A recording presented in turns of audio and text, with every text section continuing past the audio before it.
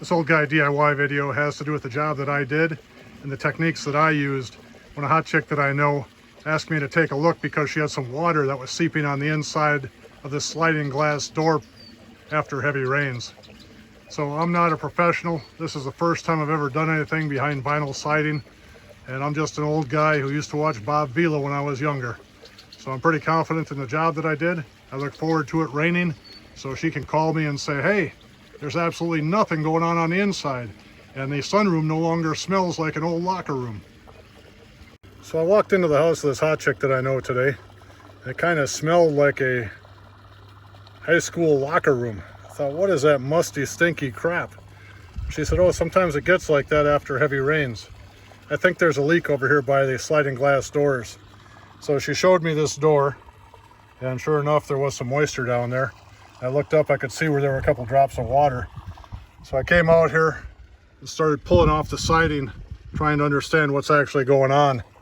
So you can see the water damaged area here, and this stuff is just all rotted out from water, and it wasn't a very good finished job anyway. This trim piece down here is held on with staples. So I'm going to pull these staples out and find out what's going on behind it, see if I can fix this.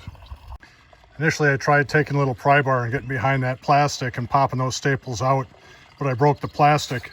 So what I've done now is go through with a side cutter and cut all the staples off, pull out what I could, and I'm working my way down to this end so I can see how bad the stuff is rotted. This is a little tool I'm using. Some of the staples were buried too tightly for me to get them with those little side cutters. So I got the Dremel, put a little cutoff wheel on there. Now I'm going through cutting the staples off. So this stuff is soaked and failed enough that I was able to just pull this out with my fingers, reach in there and get a hold of this piece of rotten crap. So I'll pull that rotted material out of there first, then we'll figure out what to do next. I'm learning by doing. There was a seam at the end of the OSB, so it was about a 6-foot piece. I was able to get that out. Now if we look in here, you can see where the water was able to run right through on top of that door. You can see the nice long staples that they used. So I'm just working my way down, getting those staples out and getting this bottom piece of OSB out. And then once I have that remedied, I'll replace that piece of wood and figure out what to do next. I just learned what head jam cap flashing is. If we look under here, that's how close they came to fitting the door to the actual house. And that fiberglass insulation is wet, so I'll pull that out of there too. That probably adds to the stink. With the insulation pulled out, I can see right through to the inside of the house. This should be quite a nice civic improvement when it's all done. This is what some of the goodies that came out up there looked like. So we have some very strong structural OSB. We have some soaking wet insulation. None of this smells very good. I think when it's all done, she's going to be glad that she said, hey, do you smell that? Do you have any idea what it is? So many of these projects begin with my good intentions, thinking, oh, I'll do this in 20 minutes. She'll be happy. And 2 days later, it finally gets done. I decided to pull off the whole head jam cap flashing. I'll get all that insulation out of there. You can see all the water damage here and the mold and whatever else. Another 20-minute job that's going to take me more than 20 minutes. This insulation is nice and juicy as it's coming out of there. The house was built 30 years ago. I don't know how long this problem has been here. This door panel is 16 feet long. I got down here where I was just 4 feet from the end before I hit some dry insulation. Everything from here on was just soaking wet. Gladly, it's supposed to be mild with no rain tonight. So tomorrow I'll go to Maynard's and get some great stuff. And I can fill this thing in. I'll put a new spacer there where that rotten OSB was. See if I can't put this thing back together. I've never done this job before, so as I'm learning what's going on here, I took an oscillating tool. I just cut up here, I cut over. I just got into where it's all rotted out. Now I'm going to take a hammer, a pry bar, pry that off and see what's beneath it. Looks like a solid 2x10 or 2x12 behind it. That doesn't appear to be very water damaged, so that's encouraging. As I worked my way up here, when I looked at this thing, I initially thought that the issue was probably something with the roof and water was working its way down from there. But what it seems now is that the water was just accumulating here after the rains, and it was actually wicking up through the wood. So when I push this thing up, if I push this thing up, you can actually see that the rotted out area stops. So it's not coming down from the top. The water was being trapped here, wicking up there. So now I have less of a repair job than I thought. So this is all right. Another nice juicy piece of insulation. Here's what my project looks like from the ground.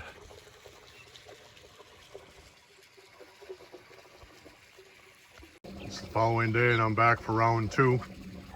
I'll wipe out this area that was all filled with that wet insulation yesterday. Then I'll put great stuff in there. And today's test is, will 9-year-old great stuff do its job? This is May of 2026. This stuff says used by 2017. When I shake it, it still moves around, so we'll see if it works. The 9-year-old great stuff did its job. And there are 3 spots where there are shims here, and you can see the gap between the shim and the door frame. So I'm going to get some caulk, and I'll caulk that. Then I put the replacement wood up there, and I'm going to put tar paper over this piece just for the heck of it, as long as I have it exposed, and I'll put her back together. If you've been wondering what that sound is behind me, it sounds like a bubbler. That little fountain over there is what makes all the noise that you're hearing in this video. I have it sealed up pretty well around the shims. Now it's time for the tar paper. Here's a look at the staples they used. When I see this, I think of a young kid with a staple gun. I don't think there's any need for staples every 3 inches. When this thing was installed originally, this bottom track for the siding was stapled in at the same time as this cap for the door. I've separated the 2 pieces. I'm going to clean the cap off a little bit, and then I'll install this first, and I'll come back and do that piece for the siding as a separate operation. Well, I'm putting this thing back together. I put this piece on first, and that's the cap for the door.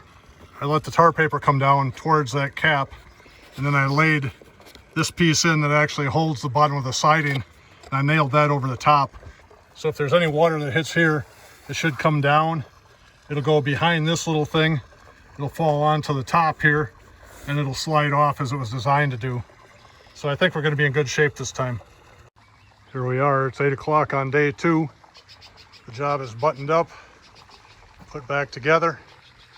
I'm confident that she's not going to have the problem now with leakage when she gets heavy winds or rains, or particularly after a week of heavy rain, she'd have water seep in when it wasn't raining anymore.